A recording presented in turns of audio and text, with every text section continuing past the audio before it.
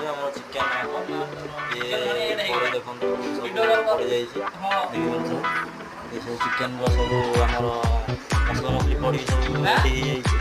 ଆଉ ଆମର 2 ଜଣ ଭାଇ ଆସିଛନ୍ତି ଆଜି ଚିକେନ ଟିକେ ହବ ଆଉ ଟିକେ ଗଡ଼ା ଗଡ଼ି ଟିକେ ହବ। ଆଉ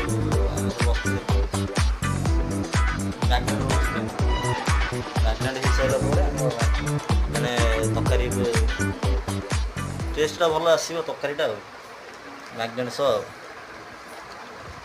ଆଉ ଭିଡ଼ିଓଟାକୁ ଟିକେ ଦେଖନ୍ତୁ ଆଉ ସବସ୍କ୍ରାଇବ୍ ଗୋଟେ କରନ୍ତୁ ଲାଇକ୍ ଗୋଟେ କରନ୍ତୁ।